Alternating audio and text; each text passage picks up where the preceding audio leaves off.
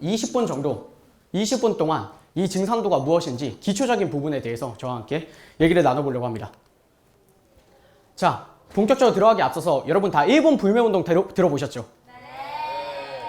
그러면 일본 불매운동이 왜 시작됐는지 아시는 분 계신가요? 우리가 일제강점기 때 강제징용, 강제노역에 대한 착취를 당한 거 아시고 계시죠? 네. 이 강제노역, 강제착취에 대한 한국 대법원 재판에서 일본 측에게 손해배상을 요구하는 과정 중에서 일본이 수출 규제를 들어갔습니다. 그래서 일본 불매운동이 시작됐습니다. 이런 근 100년이 지난 역사적 문제가 지금 우리가 살고 있는 현실 속에까지 손을 뻗쳐서 영향을 주고 있습니다. 우리가 식민 지배를 받았던 역사가 있기 때문에 악연적인 역사 문제가 필연적일 수밖에 없는데요. 이런 역사를 교훈 삼아서 우리나라는 여러 역사적 컨텐츠를 만들고 있습니다. 뭐 대표적인 예로는 여러분들 무한도전 아시죠? 네. 재작년에 뭐 콘서트하고 뭐 그런 무한도전에서 막 콘서트도 하고 막 그런 게 있었는데 뭐 위대한 유산이라는 역사 의식 회복 이런 컨텐츠를 만든 적이 있습니다. 거기서 이런 명언이 나옵니다. 역사를 잊은 민족에게는 미래가 없다. 이 말이 지금 현재 대한민국에게 꼭 해주고 싶은 말입니다. 그리고 올해 2019년은 어떤 해예요? 큰 행사가 하나 있었는데 그렇죠. 대한민국 임시정부 수립 제100주년을 맞이한 해입니다. 이 100주년, 이 역사적 큰 의미를 연결해서 대한민국 임시정부 제2대 대통령이신 박은실 선생님의 격언을 인용하여서 한번 증산도가 무엇인지 풀어보도록 하겠습니다. 자, 국교와 국사 같이 한번 읽어볼까요? 국교와 국사가 망하지 아니하면 국호는 살아있으므로 그 나라는 망하지 않는다. 근데 지금 현 상황, 지금 이 국사, 국교, 국혼 중에서 제대로 온전한 것이 하나도 없습니다. 이 제대로 된 국사, 국교, 국혼을 알면은 우리 증산도가 무엇인지 제대로 알 수 있습니다. 자, 먼저 국사부터 들어가 보도록 하겠습니다. 자, 방금 온전하지 않다고 했죠. 이러한 국사, 우리의 역사는 어떻게 처참히 무너졌는가? 자, 여기서 중3, 저희가 재학생인데 중3 이상이다. 한번 거수해 주세요. 중3 맞네요. 그러면 중3 이상이면 역사 시간에 잘 들으셨으면 민족말사의 정책 들어보셨죠? 이 민족말사의 정책의 그 뼈대가 뭐냐? 1번 민족혼 상실, 2번 청소년들의 부조 혐오, 3번 조선인을 반일본화 시킨다. 1번, 2번을 토대로. 이걸 어떻게 하냐? 이거를 어떻게 하냐면 심플하게 역사를 안 좋게 왜곡해서 역사의 민족의 혼을 상실시키고 청소년들이 안 좋은 역사를 배우면서 자기의 조상들을 혐오하게 만들면 된다. 그렇게 해서 민족말살 정책의 근본인 역사 왜곡을 일제는 시작했습니다. 조선일보 1985년 기사문을 보면 사서 20여만 권을 압수 불태웠다. 우리나라의 역사서 20만 권을 불태우고 그 위에 조선사 35권이라는 일본인이 쓴 역사, 이거를 조선총독부가 쓴 역사를 씌웠습니다. 이렇게 여러 투자와 애를 쓰면서 조선인을 반일본화 시키려고 노력한 것은 그 목적은 일본이 우리나라의 영원한 식민지로 만들기 위해서였습니다. 역사 왜곡 때문에 본래 역사가 심히 손상되어서 현재까지 우리가 배우고 있는 역사도 왜곡된 역사를 배우고 있습니다. 방금 조선사 얘기를 했죠. 이 조선사는 현재 우리 학생들, 초, 중고 학생들의 한국사 교과서의 표본이 되는 책입니다. 국가는 광복을 했지만 결국 역사는 광복을 하지 못했다. 이게 지금 우리나라의 역사의 현 주소입니다. 그래서 일제가 철저하게 지우려던 그 역사 왜곡의 본제, 그 목적과 본제가 뭐냐? 자, 여기 한번 보세요. 3.1절 선언문인데 이 3.1절 선언문 혹시 보신 분 있다? 이거를 교과서에서 본 적이 있다? 없죠? 이건 교과서에 원문이 안 실려 있어요. 3.1절 선언문이. 자, 내용을 보시면 우리 민족은 황국이 창립된 이래라는 부분이 나옵니다. 자, 황국 들어보신 분 계세요? 아, 여기는 좀 역사적 의식에 추천한 분들이 많이 모여있어서 많이 들어보셨을 텐데 세간에 나가서 황국을 물어보면은 아는 사람이 없습니다. 이 황국이 대체 어디일까? 그리고 그 다음 영화 암살 보셨어요? 네. 암살 보시면 많은 독립운동가들이 나오죠. 그 독립운동가들의 대부분이 이 신흥무관 학교 출신입니다. 이 독립운동가를 많이 배출했던 신흥무관 학교의 교과에 보면은 배달나라에 라는 부분이 나옵니다. 배달나라? 이게 우리가 알던 배달을 많이 시켜서 야식을 좋아해서 그런 의미의 배달일까요? 그렇게 생각하세요? 아니죠. 자, 마지막. 독립선언서에선 저기 2천만 형제자매여 우리의 당군 대왕조께서 상제에 좌우하시어 우리의 기운을 명하시어 세계와 시대가 우리의 복리를 돕는다. 당군 대왕조 누굴까요? 당군 할아버지. 당군 할아버지는 당군 신화 속에 나오는 사람이죠. 근데 이 신화의 내용을 독립선언서에 넣었을까? 이게 좀 이상한 부분이 많아요. 그래서 독립선언서, 그 당시 독립선언서들을 보면 위에 세 국가에 대한 뚜렷한 흔적들이 많이 남아 있습니다. 근데 왜 우리는 이런 역사, 이런 새 역사를 왜 듣지 못하는 건가? 왜 알지 못한가? 왜 배우지 못하는 건가? 이것이 바로 일제가 지우려 했던 역사이기 때문입니다. 이 황국배달 조선의 역사가 총 합쳐서 7,000년이 됩니다. 이런 7,000년의 역사와 우리가 본래 지금 배우고 있는 2,000년의 역사까지 합하면 우리의 본래 역사는 9,000년에 육박합니다. 이런 역사가 조선 사람들에게 남아있다면 일제는 영원한 식민지배에 큰 문제가 될 거라는 것을 알고 있었습니다. 그래서 이 역사를 모두 소거하여서 우리는 지금 왜곡되어서 2,000년밖에 안 되는 반쪽짜리 역사를 배우고 있는 것입니다. 47분의 당군께서 2096년 동안 다스렸던 고조선도 우리는 지금 당군조선의 신화로 알고 있습니다. 이렇게 국사는 처참히 왜곡되었습니다. 그 다음에 국교. 우리의 국교는 온전한가? 국교가 지닌 가치 그리고 9,000년 역사 동안 우리의 국교는 무엇이었을까? 제가 여기서 퀴즈 하나 낼게요. 자, 미국 지금 버락 오바마 대통령이죠. 미국 대통령이 취임 선서를 할 때 어디에다 손을 얹고 선서를 할까요? 미리 말하지 마세요. 1번 아내의 손. 아내의 손? 그리고 2번 양심의 손을 얹고 3번 선서문에 손을 얹고 4번 성경에 손을 얹고. 자, 정답은 4번 성경에 손을 얹고 합니다. 이와 같이 각 국에는 그 나라를 대표하는 대표 종교가 있습니다. 미국의 대통령이 취임 선서를 성경에 손을 얹고 하는 것은 이미 성경이 미국의 오랜 가치로서 상징으로서 자리를 잡고 있기 때문입니다. 자, 이 화면은 어쩌다 어른이날은 프로그램에서 고려대 심리학과 허태근 교수의 강의 장면을 따온 건데요. 대부분의 가치는 종교에서 형성된다. 근데 우리처럼 지배 종교가 사라진다는 것은 굉장히 드문 이유인데 그 이유는 모태 종교의 소멸 시점이 존재했기 때문이다 라고 말합니다. 그래서 고로 지배 종교의 부재는 가치의 부재이다.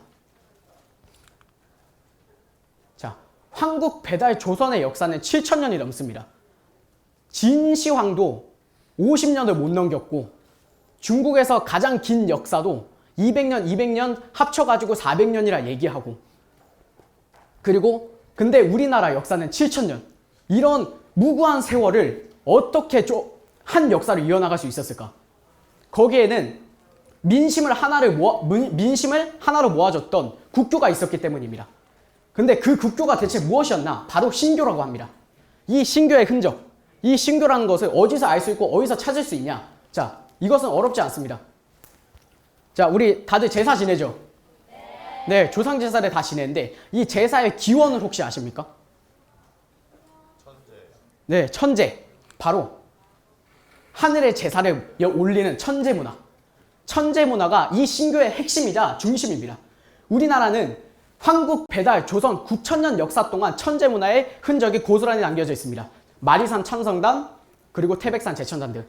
이 문화들이 세계로 뻗쳐나가서 메소포타미아 문명의 지구라트, 그리고 이집트의 피라미드, 그리고 일본의 신사 문화까지 해서 이 모든 천신숭배 문화가 신교의 하나의 뿌리를 두고 있는 것입니다. 이런 신교 속에서 우리는 제대로 된 국혼을 드디어 찾을 수 있습니다. 이 국혼이 대체 무엇이냐? 9,000년 동안 신교, 하느님을 떠받들어 왔잖아요. 그래서 그 떠받들어졌던 존재, 그 절대적 존재가 누구인지 아냐? 그 존재를 알면 우리가 국혼을 찾을 수 있게 되는 겁니다. 그래서 이 국혼의 존재는 애국가에서 힌트를 얻을 수 있는데요. 자, 애국가 한번 같이 재창해 볼까요? 동해물과 백두산 마르고 닳도록 하느님이 보호하사 우리나라 만세. 여기서 우리나라를 누가 보호한다고 하죠? 네, 하느님이 보호한다고 하죠. 그러면 잠시 우리 대한민국의 애국가의 기원인 대한제국의 애국가에 대해서 알고 계십니까? 알고 계세요? 역시 오신 분들은 역시 차원이 다르네요. 그래서 대한제국의 애국가는 우리가 일제강점기 당시에 금지곡으로 지정이 되어가지고 우리나라에 복원이 남아있진 않고 그 전에 프랑스에 이주했던 사람들이 불러가지고 보존이 되어 있는 국가인데요. 이 국가를 보시면은 상제가 우리나라를 도운다고 합니다. 보호한다고 하는데 이 상제가 누구냐? 이 상제가 바로 우리가 9,000년 동안 모셨던 천재의 주인이신 겁니다. 윗상자에다가 하나님 제자를 써서 천상에서 가장 지존하신 하나님 이런 뜻을 가졌는데요. 이 상제라는 칭호는 우리가 평소에 사용하던 하느님, 하늘님, 하나님의 본래 칭호이기도 합니다. 자, 여기서 예를 들어보면은 각국의 아버지라는 단어는 발음도 다르고 글자도 다르죠. 일본에서는 치치, 영어에서는 father, 라틴어에서는 padre, 여튼 그렇게 여러 가지로 발음을 하는데요. 이 발음은 다르지만 의미는 하나, 뭐다? 아버지다. 아버지 하나로 상통이 됩니다. 이와 같이 우리가 모셨던 상제님도 전 세계의 모든 기성종교, 기독교에서는 하나님이라 불리고 불교에선 미륵불이라 불리고 도교에선 옥황이라 불리고 유교에선 상제로 불렸던 모든 절대적 존재가 우리 상제님 한 분이었던 것입니다.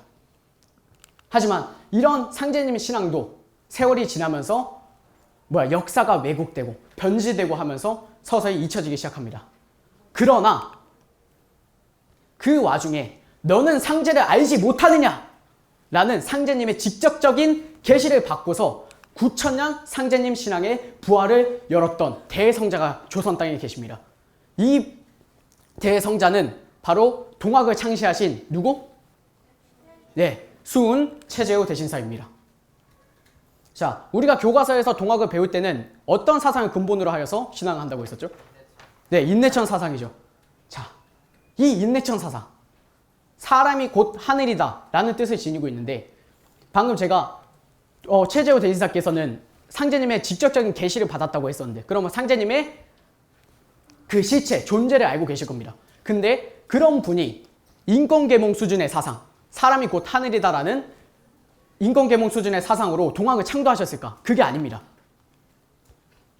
이 인내천 사상은 동학의 3대 지도자이자 교주인 손병이라는 사람에 의해서 변질된 동학의 마지막 사상입니다.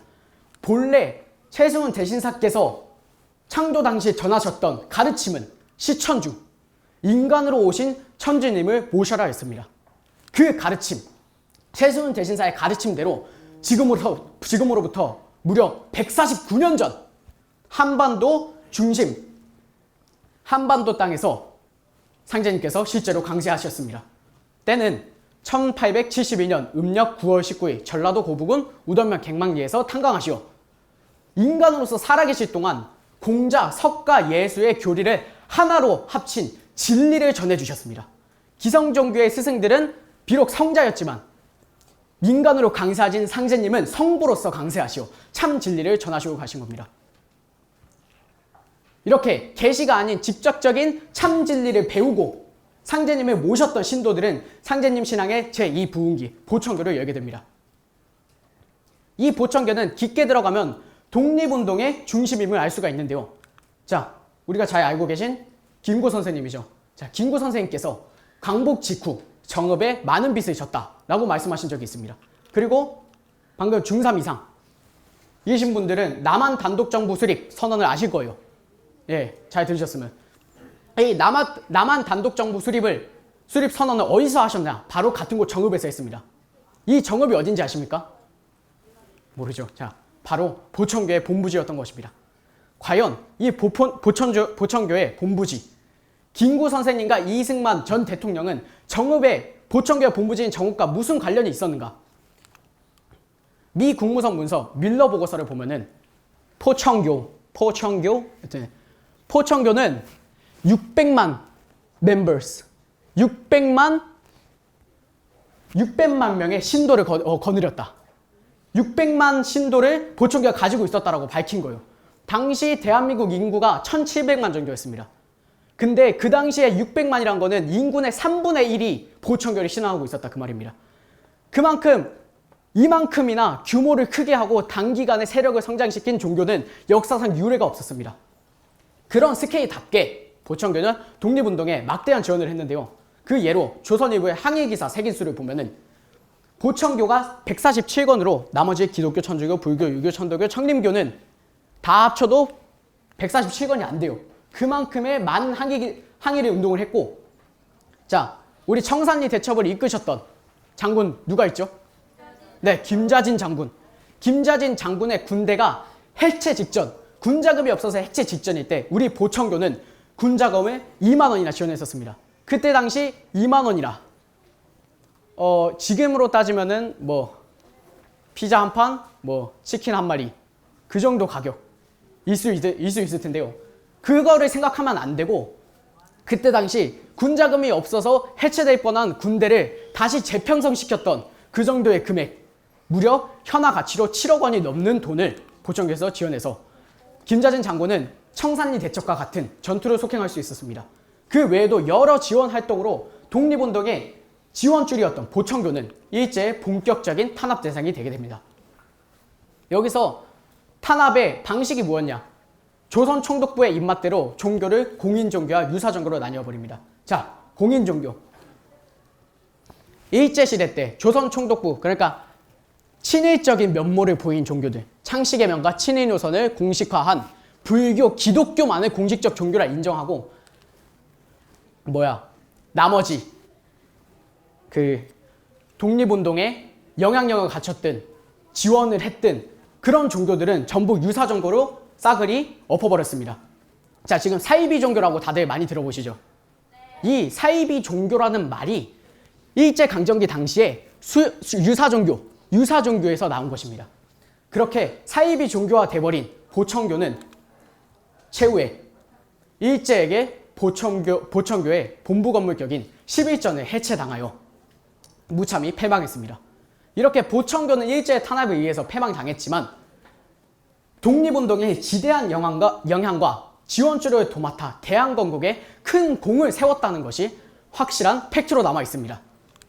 그래서 이런 동학보청교 상제님 신앙을 직접적으로 이은 것이 어디냐? 바로 우리 증산도란 것입니다. 증산도의 결론은 9,000년 장대한 국사의 중심이자 한민족 국교인 신교문화의 복원체인 것입니다.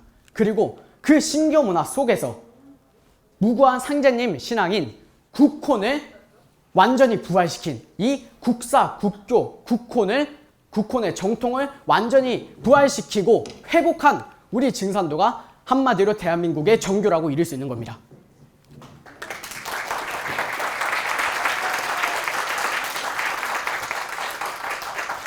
자, 마지막으로 동학과 보청교 그리고 그 정신에 이은 우리 증산도의 핵심 메시지가 하나 있는데요.